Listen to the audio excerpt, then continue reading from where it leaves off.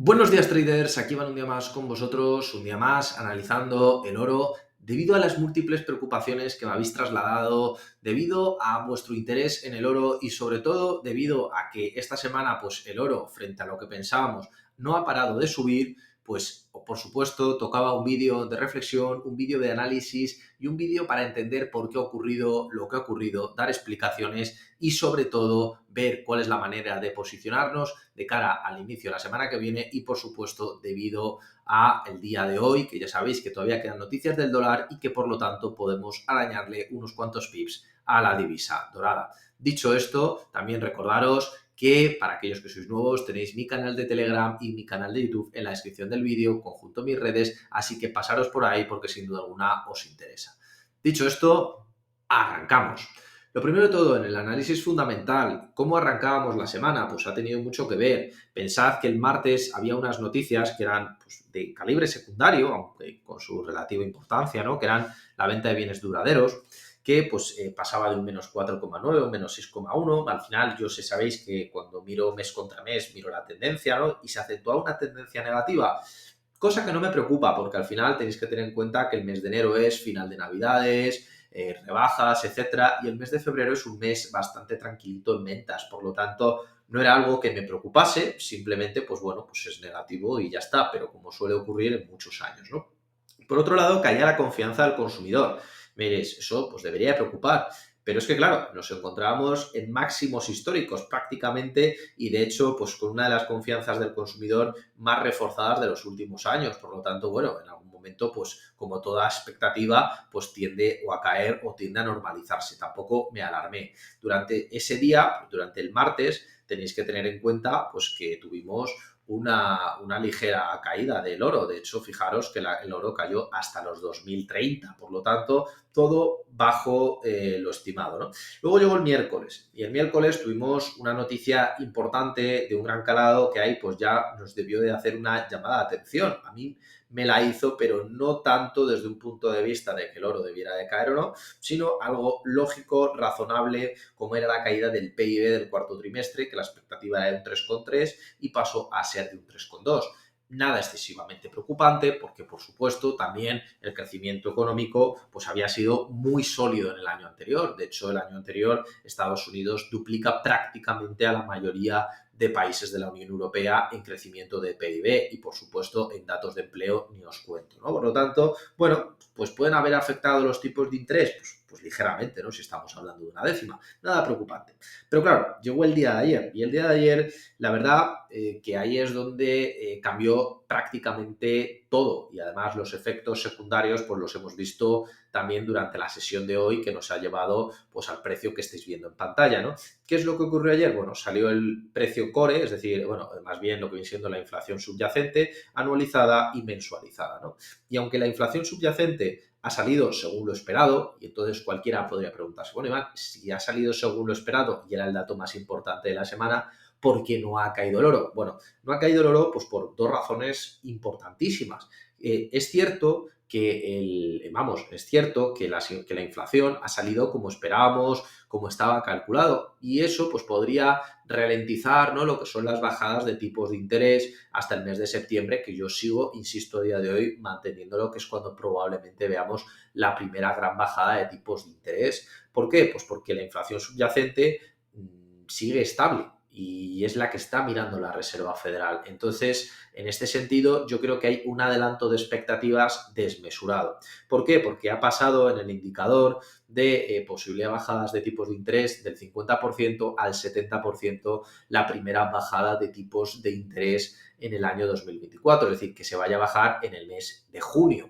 Y por otro lado, pues en este caso también, ¿qué es lo que hemos tenido? Hemos tenido unas peticiones iniciales de desempleo de 215.000 frente a las 209.000, es decir, que puede que el desempleo esté acelerando, ¿no? Y en otro caso, pues aquí es donde quizás haya venido el dato más importante de todos, que es el PMI de Chicago, que se preveía que iba a subir y de hecho ha bajado. Estaba en el mes anterior en 46, está ahora mismo en 44, pero es que la expectativa no es que fuera 46 y medio, 47, no, era 48,1, es decir, 4 puntos por debajo. ¿Cuál es la conclusión que ha sacado la gente por adelantado? Ha sacado la conclusión de, bueno, la inflación subyacente ya está cerca del 2, Va a costar mucho bajarlo al 2, os lo adelanto, pero consideran que, bueno, que ya no es lo que era, también que las peticiones de desempleo están aumentando, que está afectando a la economía americana con una reducción del PIB, es decir, que la gente está sacando la conclusión de que no es tanto por los tipos no es tanto por la inflación, sino por la economía americana, es decir, los PMIs no van del todo bien, las peticiones de desempleo aumentan, la confianza del consumidor cae, es decir, que la gente ha metido en un paquete, o por lo menos los principales inversores han metido en un paquete, que los tipos de interés ya están empezando a dañar a la economía americana de una manera importante y por lo tanto tenemos que bajar los tipos de interés. Es la conclusión que sale de todo esto. No es porque los tipos se hayan logrado los objetivos, no es porque la Reserva Federal esté dando avisos de que esto vaya a cambiar. De hecho, esta misma semana el vicepresidente del Banco Central Europeo ha dicho que todavía no van a bajarlos, es decir, siguen los dos bancos centrales más importantes del mundo en la misma dinámica y por lo tanto yo creo que es un acelerón debido a esas expectativas de bajadas de tipos, pues que se han provocado estas subidas en el oro, ¿no? También, ¿qué es lo que tenemos que sacar de conclusión del mercado? Pues bueno, pues que muchos de estos que preveían que el oro iba, que el dólar, ¿no? Se iba a caer porque iban a subir, iban a bajar los tipos de interés. Recordaros que también decían que iban a bajar los tipos en el mes de febrero, marzo. Estamos ya, el día de hoy grabando este vídeo, estamos a marzo y ya lo están moviendo a junio y ya están cantando pues que entienden que esto va a ocurrir así, que va a ser así. Bueno, yo os digo que no dictéis sentencia porque todavía queda mucho camino por delante. En el día de hoy, ¿qué es lo que queda? Pues tenemos el PMI global de manufacturas, importante, el PMI de manufacturas general y el PMI, los precios del PMI. Si los precios del PMI aumentan, aunque caiga la manufactura ligeramente, o aunque caiga la manufactura global del S&P, muy probablemente la Reserva Federal va a seguir en su misma línea, porque la Reserva Federal no le importan los PMIs, por mucho que quiera la gente, no le importa nada más que el empleo y la inflación. Y si el empleo está estable, está en sus mínimos, en su dato de mínimos históricos, están prácticamente en Estados Unidos en pleno empleo y la inflación todavía no ha llegado al objetivo que les toca, muy probablemente los tipos de interés se permanezcan en marzo, en abril, en mayo y por lo tanto el oro, todo el movimiento que está teniendo ahora mismo, debido a expectativas, no a una valoración real del dólar, porque el dólar no se ha debilitado, salvo por esas expectativas puntuales, realmente el oro debería de caer. Y eso es lo que yo planteaba a inicios de semana.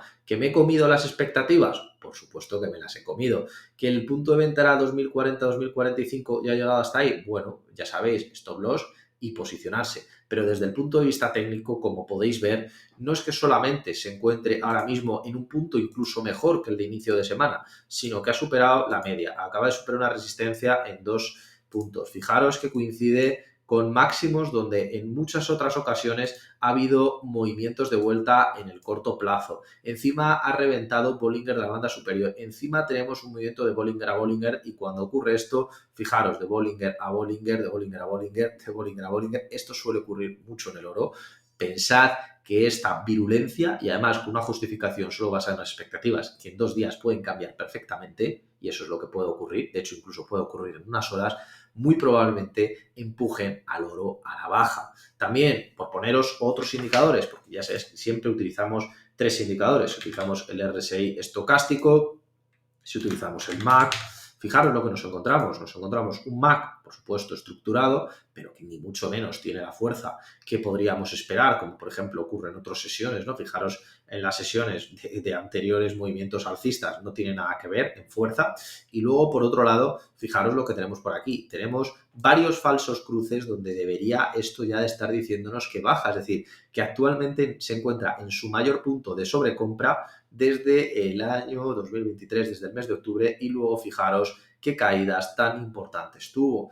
Solamente las expectativas no aguantan el precio, no hay una realidad económica atrás de esto, no ha aumentado el riesgo, de hecho el riesgo global baja por el mero hecho de que cada vez se ve más cerca una paz en Gaza y por lo tanto el tema ruso que también está de fondo, como está ahora mismo paralizado, muy probablemente también ese riesgo ya está computado en el precio del oro. Por lo tanto, en todo caso puede ir a la baja por lo fundamental, por lo técnico y una vez se enfríen las expectativas, no me extrañaría que volviéramos a los 2030, 2020 o 2010, salvo que pase otra cosa. Con esto me despido, espero que esta reflexión os sea de utilidad, que entendáis el por qué ha ocurrido lo que ha ocurrido y sobre todo que podáis tomar la mejor decisión posible. Con esto me despido, un saludo y hasta el próximo vídeo.